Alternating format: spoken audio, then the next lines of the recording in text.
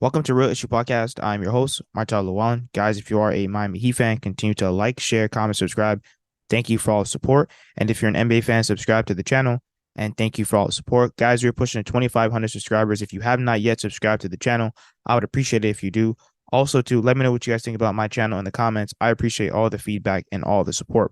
So Jake Fisher was talking about where does Kyle Lowry fit in the Damian situation? What happens to him if he's dealt? He also said, I don't know if he'll be a part of the deal, but no matter what happens, there's definitely plenty of expectation that he can get waived no matter what, whether it's a buyout in Portland or Miami. Now, I will say we paid $90 million for an out of shape and overweight point guard. And I'm going to make this very clear because a bunch of people come in my comments saying, oh, but Kyle Lowry was good. No, he wasn't. From the jump, he's been hurt. Why? Because he's an old point guard, out of shape and overweight. And then there's a bunch of people saying that he's not overweight, he's not out of shape. He definitely was because Pat Riley called him out at a press conference. We all know what Pat Riley does during his press conferences. He speaks the truth, and he speaks very tactically. He came out flat out and said that Kyle Lowry needs to get in better shape, which means he was not in the right condition to at least last an 82-game season of the NBA. No starting point guard across the league is out of shape and overweight. Name me one. Obviously, that's going to result in injury, and he's an older point guard, which means that it's going to take him longer to heal, with his knee, with his hamstring. At the end of the day, I knew Kyle Lowry was not going to be the same guy from the Raptors in All-Star. I knew that. But the fact that he had little to no impact in winning, he probably had maybe 10 moments, 10 good moments within the past 2 years of the Miami Heat. Did he help us through maybe one or two stretches? Yes, but we did not get the return for Kyle Lowry. And part of that is also Jimmy Butler's fault because that's Jimmy Butler's guy.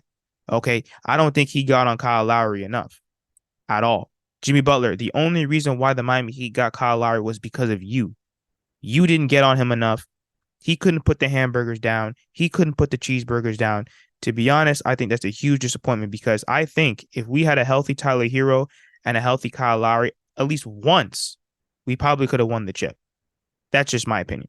But in terms of with the whole Kyle Lowry trade, I don't think he'll be dealt in this Damian Lillard trade. I think it's really just going to be the draft picks, maybe one of our young players, Jaime Jaquez Jr., Nikola Jovic, and of course, Tyler Hero.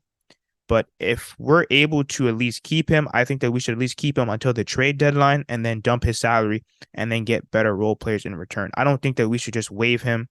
I know, or just buy him out. I know that when you buy him out, you're buying him out at a smaller deal, but to think that we invested so much money in him to not get it, at least a decent return or at least maybe one role player in return at the trade deadline, that's when I would try to move him at the trade deadline if we don't include him in this Damian Lillard trade.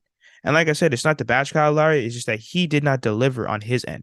He wasn't in the best shape possible to help the Miami Heat win. And I think that's a huge disappointment because Kyle Lowry at the time was the biggest swing. He was the biggest target during that offseason. And the Miami Heat, they gambled and they took a risk. And there's nothing wrong with that because you have to take a risk. I just don't think Kyle Lowry delivered on his end. This man's making $90 million out of shape, overweight, and he can't put down the burgers and the shakes. I just think that's a disgrace in my opinion. But let me know what you guys think in the comments. Do you think that the Miami Heat should keep Kyle Lowry? Do you think they should trade him with the Damian Lillard trade? Do you think that they should buy him out or trade him during the trade deadline? Let me know what you guys think in the comments. Like, share, comment, subscribe as we continue to push to 3,000 subscribers.